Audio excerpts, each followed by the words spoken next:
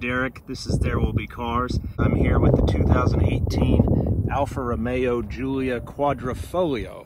So this is the highest performance version of their Giulia sedan. That means it has a twin turbo 2.9 liter V6 with 505 horsepower, 443 pound-feet of torque.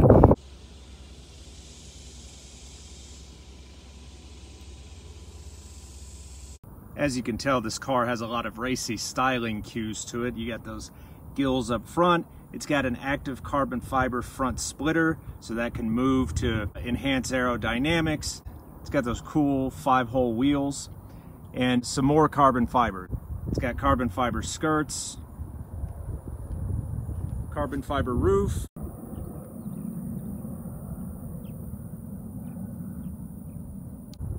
carbon fiber drive shaft.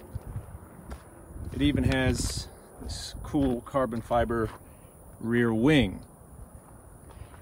As equipped with all these various bits and a driver assistance package with features like adaptive cruise control and automatic high beams, this car right here stickers for basically $80,000.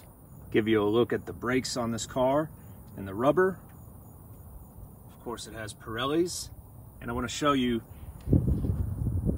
the rear tires. Got the specs right there. But to be honest with you, I'm surprised it doesn't sit lower than it does, but that's a good thing because I've never had to worry about scraping out in this car or going up a steep driveway the way I do in other performance-focused cars.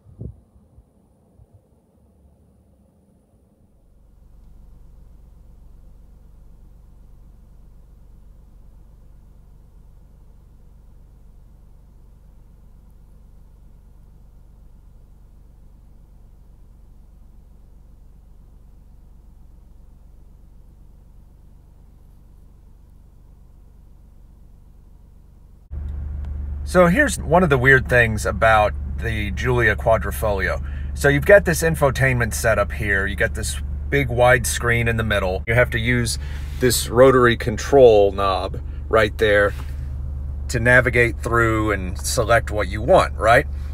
You would think, given that Alfa Romeo is under the same corporate umbrella as Chrysler and Dodge and Jeep, that they would use a system very much like Uconnect. But to me, this is very BMW-like, this whole setup and interface. Given that this is a high-powered Italian car, you're probably expecting me to say something like, I'm glad this is a little different from something that you could get in a Dodge or a Jeep. But I'm not really the biggest fan of this setup. I got used to it pretty quickly. It's not that hard to figure out, but it's not as intuitive and as likable to me as the Uconnect system. I could say like, oh, this is an Italian car, I don't want anything from an American car in it. But if they would have put the Uconnect system from like a Grand Cherokee or a Charger in here, I would have had no problem with it. Here's the back seat area. Just like the front, it's got these cool Alcantara inserts and the red contrast stitching. For a small performance-focused car, they paid a surprising amount of attention to the rear seat area, because you do have a couple of vents and a charging option right there. So that's nice. It looks nice as well. And it's got a decent amount of legroom. I'm 5'10", and I found legroom and headroom in the second row to be adequate. Just enough. I didn't feel cramped. I didn't feel like I was too upright.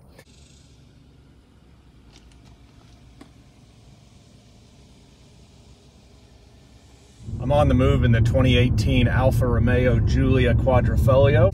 Yeah, I just got it in one of its regular drive settings. So they have this DNA selector here for dynamic, natural, and advanced efficiency. The A is for advanced efficiency.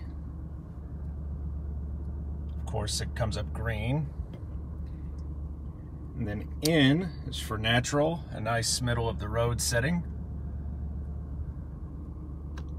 D's for dynamic. And then you can adjust the dampers when you have it in dynamic mode. So you can leave them stiff, or you can press this to soften them up a little bit.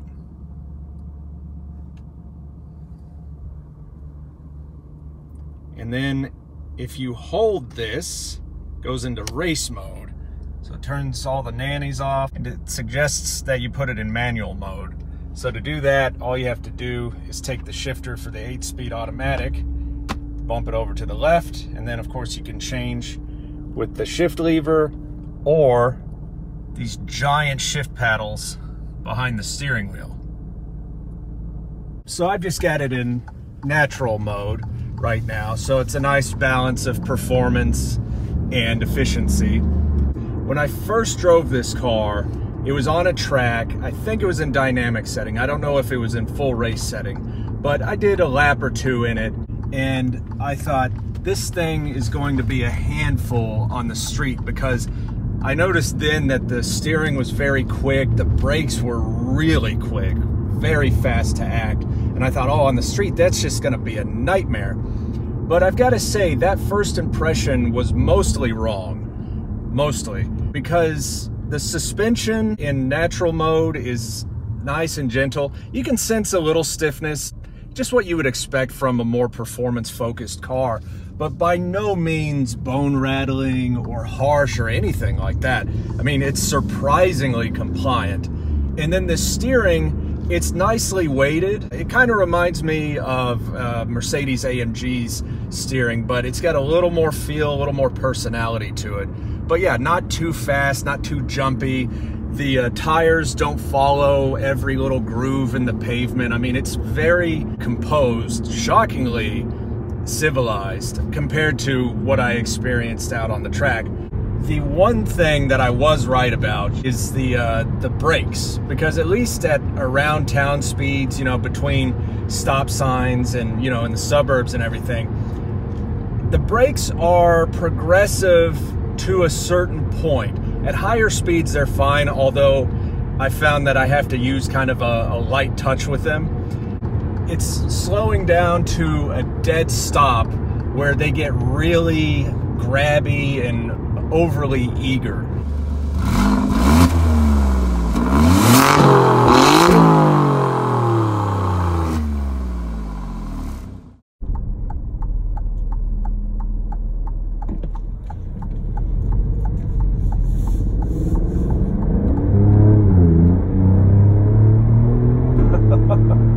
Wow.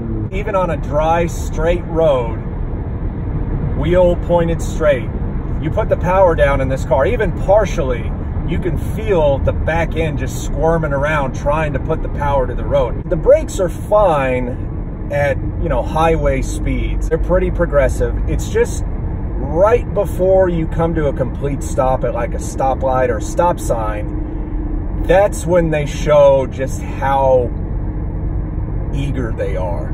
You know, they really want to help, and they're well behaved up until that point. But yeah, right before you come to a complete stop from a low speed, they cinch down, and then boom, they grab. You know, and you feel that herk and jerk pretty much every time, unless you're really feathering it. You know, but you shouldn't have to do that, and that's not really been an issue in most of the other cars that I've driven, you know, but it is pronounced in this, and I'll show you coming up here because we're coming up to a stop. So right now I got my foot on the pedal. I can feel the speed being scrubbed off, no problem, nice and smooth, nice and smooth. Slowing down, slowing down, slowing down, and right at the end. Boom. Right there. Just that herk and jerk every time. Natural mode is very civilized. You know, I can hear the exhaust, but it doesn't drone. It's not too loud or booming. This car's pretty well insulated against noise. On certain road surfaces, I hear some tire hum, but most of the time, it doesn't really come through. The steering is nice and calm. Now here in a minute, I'm going to put this in its dynamic setting and take it through some curves and give you an idea of how this car performs on twisty roads.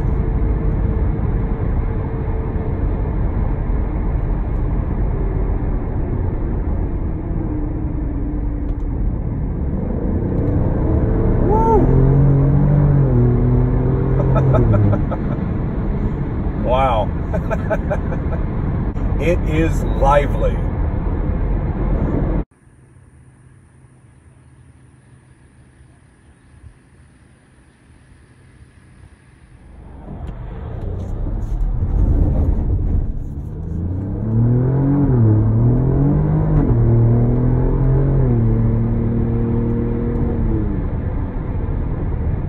So I'm going down these country roads right now in dynamic mode, and even in this setting, the suspension is very gentle, very livable. Here's the thing about this DNA selector. Certain other vehicles, you can mix and match a variety of settings, like the exhaust and the steering and the transmission and all that. In this car, you can't really mix and match like that, but Alfa's been very strategic because they have, you know, the advanced efficiency, natural, dynamic, race mode, and all that. And with dynamic mode, you can keep all of the good parts of that, and then you can push a button down here and set the dampers to soft. So you get, you know, a compliant ride, but you get the throttle response and everything that you would want out of a performance setting. It's not as versatile as other systems and other cars where you can mix and match pretty much everything, but to be honest with you, that's really the main thing that I would change. It's just give me all of the performance, but keep the suspension soft. I want that throttle response and the sound, but I want the ride to be smooth.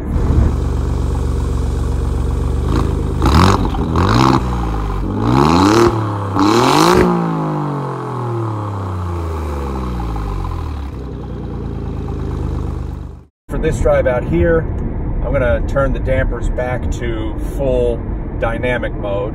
I'm sure you all have been in certain cars where, you know, no matter what you're doing, where you are, how fast you're going, you just love it.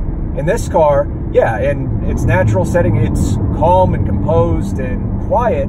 It does that very well, but I just want to be in dynamic or race mode all the time in this car. So let's test out the paddle shifters. Bump it into manual mode, engine brake. Got these huge metal paddles here. They look really cool and there's no missing them. They're the right distance away, the right height.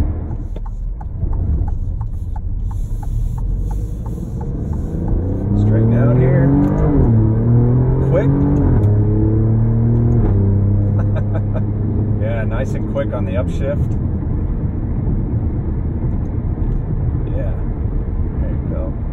See what the downshifts are like here. There we go. Jumps up.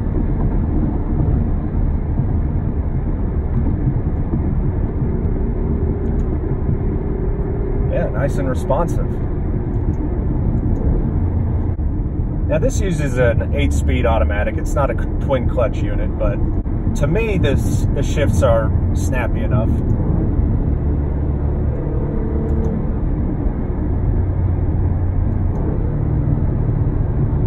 That nice bark.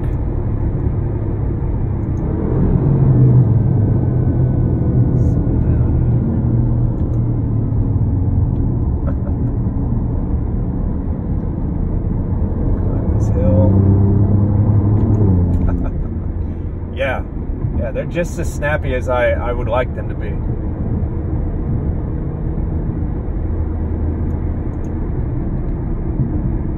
If only the people in front of me were. It's been a lot of fun with the 2018 Alfa Romeo Giulia Quadrifoglio. It taught me a lot, not only about how it performs, but also about first impressions. My first impression of this car wasn't completely accurate, and it took me a few days to learn that I wasn't totally right about what I thought of this when I first drove it. When I first drove it, I thought it was going to be a mess on the streets, but I was wrong about that mostly. It's a beautiful car. It's got plenty of performance, great sound, lots of power, nice steering, compliant suspension. So I've really enjoyed it, and I've come away with a lesson. I appreciate you watching this video. If you haven't already, please subscribe to There Will Be Cars, like this video, and take a look around the channel. There are videos on a variety of different vehicles. I hope you like what you see, and I hope you come back to watch the next video.